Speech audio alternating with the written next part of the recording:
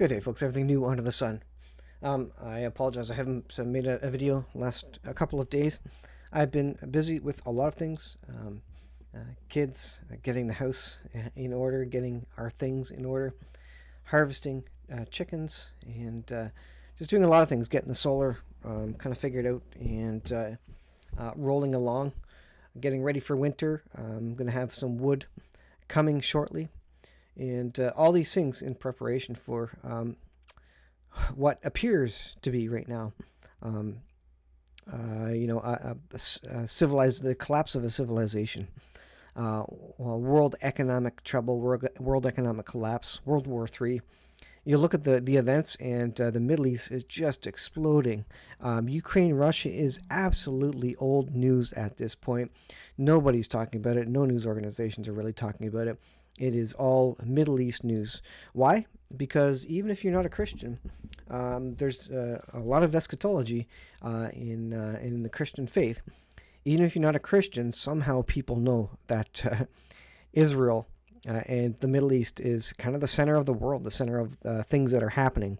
And the Bible says that Israel will be a burdensome stone to the world, and it absolutely is.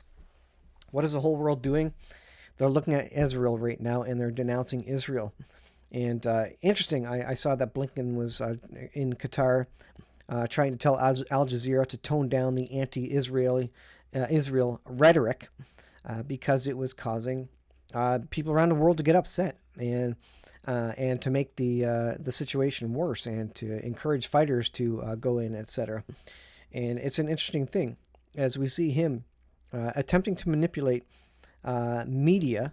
I'm not going to say, I guess Al Jazeera is mainstream to Qatar. It's a government-funded media organization, just like CBC is in Canada. And they are manipulating it. So absolutely, these leaders are going to CBC, CNN, and asking them to, tone down rhetoric on this or that, or report on something else, or report on it in a different way.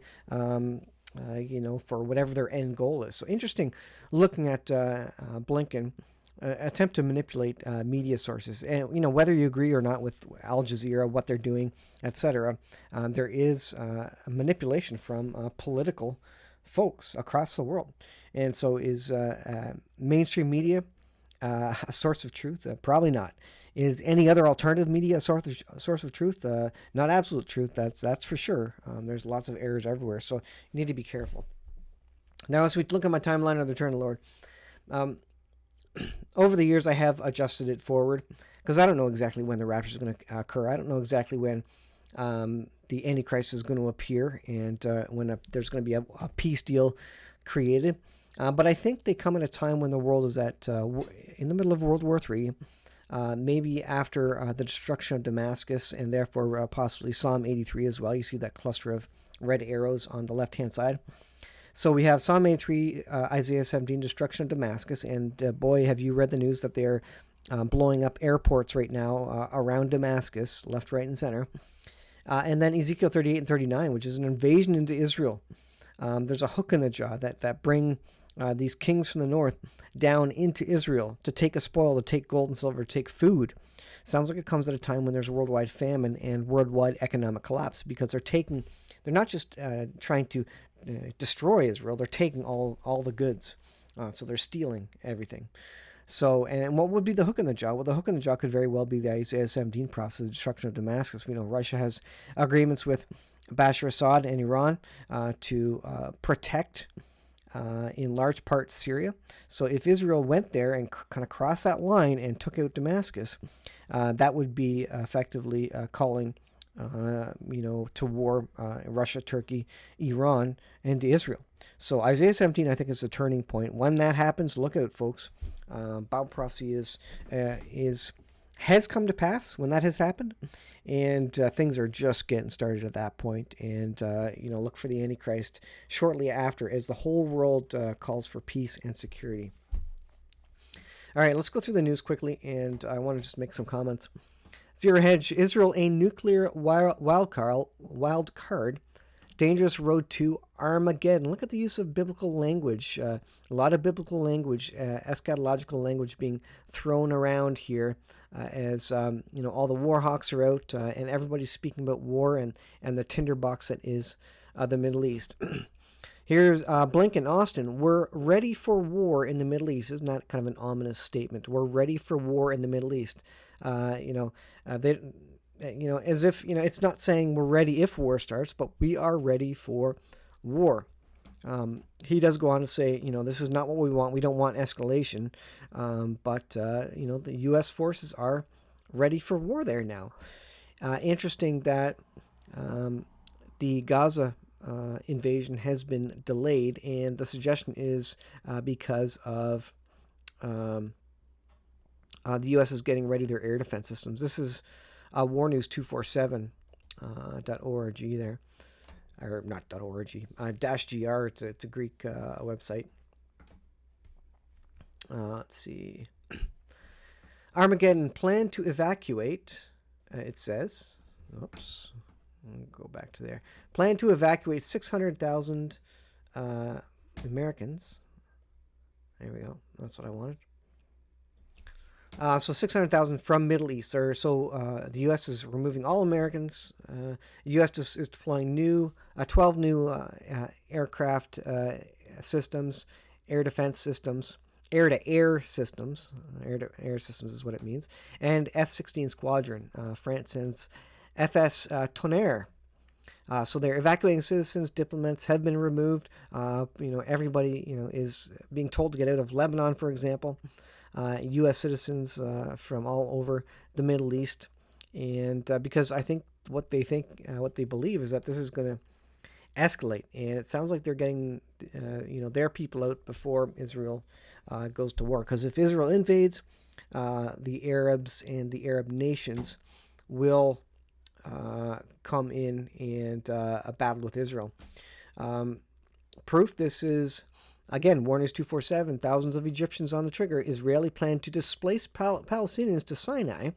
That's apparently the leaked idea. They're starting at the north end of Gaza, if you recall, and they were telling everybody to get into southern Gaza so they can clear northern Gaza when they invade. But the plan, according to this, is that they're going to kind of push through and kind of sweep everybody into the Sinai. And Egypt says we won't have that. And Jordan has come out, the Jordanian king. He said we are not taking refugees, and Egypt is not taking refugees. So they've been firm on what they're saying. They don't want any Palestinians. I guess nobody wants the Palestinians, although there's a huge population of Palestinians in Jordan right now. But this is apparently the plan. But Egypt is now basically getting the army on the border ready. At a very critical point in the situation throughout the Middle East and Africa, with the president of Egypt, al-Sisi, inspecting the 4th Armored Division of the 3rd Army in Suez, as announced by his spokesman, Ahmad Fahmy. He says, as he even stated to the army, the military exercise was aimed at recalling the 1973 war against Israel. Adding fuel to the fire was a secret Israeli document from the country's Minister of Information, unknown how, was leaked to the Israeli media. The document examines 3 alternatives. Let me scroll up. The document examines 3 alternatives for post-war era, but the alternative that will yield positive and long-term strategic results is to transfer the citizens of Gaza to Sinai, while calling for the creation of a buffer zone inside Egypt. So basically, shuffle them into Egypt and let Egypt deal with them, and then create a buffer zone. Now, I'm not saying what's right or wrong. I can't say what's right or wrong here. With Israel, Israel has to protect their citizens. It seems like there's no easy way to do anything about the terrorists. Honestly, they will keep coming back. So what is Israel to do? I don't know. This is interesting here. Let's see. This is Israel apparently doing something in Iran. They've got their covert operations going, taking on Iran's power systems and, nuclear weapons and weapon transfer systems and process. And mysterious explosion, another mysterious explosion. Lots of these things going on whenever Iran starts talking and sending proxies over to Israel. Israel does some covert action in Iran, and here we go again. This was at an Iranian power plant, and it's injured 4. Was this explosion? Was it caused by a computer virus or a bug or something? A cyber attack that caused something to blow up at the plant? Or was it physical? Was there actually covert operations on the ground with Mossad going in there and planting something? Who knows? It could be a drone, whatever it may be. Explosion reported in power plant near Tehran. Iran downplays the incidents. This is what they always do. They say, it was nothing, just an accident. Negligence by the facility's workers. Okay, fair enough. I suspect that Israel maybe had something to do with it. Folks, I will tell you this. I think we're getting close to Psalm 83, Isaiah 17, Ezekiel 38. You've heard me say them over and over. You've heard me describe them. I just did a Psalm 83 video. They all seem to happen at a time when there seems to be some economic trouble, when there seems to be worldwide conflict of some sort. And I think that's what connects the dots to each of them and maybe links them together.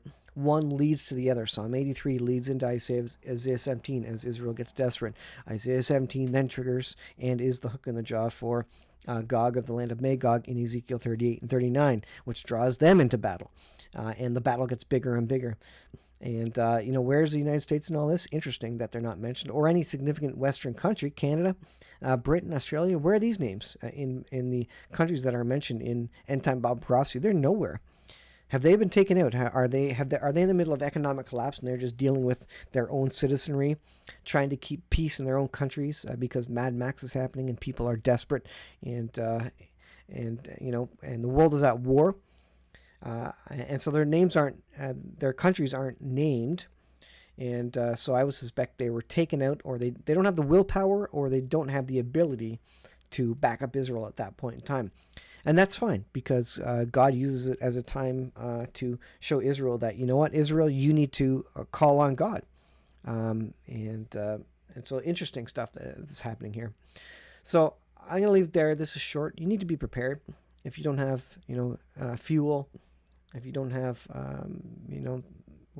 a wood-burning furnace or something like that, get a stove or something, because wood is easy, cheap way to heat your house when it's cold. If electricity isn't available, if oil is not flowing or oil is simply too expensive, you need to have maybe chickens, maybe get some livestock, things like that to provide sustenance, something you can put in your freezer.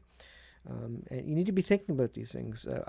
And as things get more and more expensive, these things are all the more important. Do you have a solar power system? Can you even get a small one so that you can power some basic devices like maybe a radio so that you can communicate with people?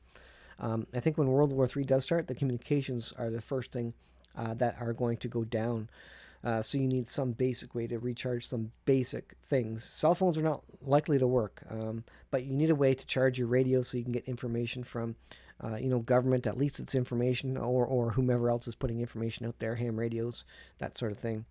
We're getting into crunch time, guys, and I don't know if my timeline is correct, but it looks like we're heading to, if you look at the news right now, you would think World War III is about to start any second now, let alone in the first half of 2024.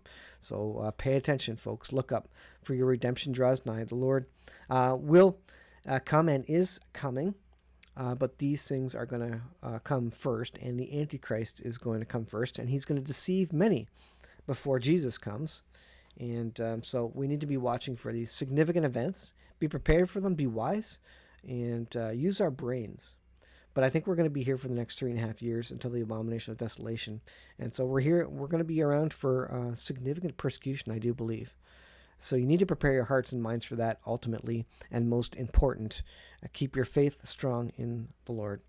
Thanks for watching. I'll leave it there. We'll see you in the next video.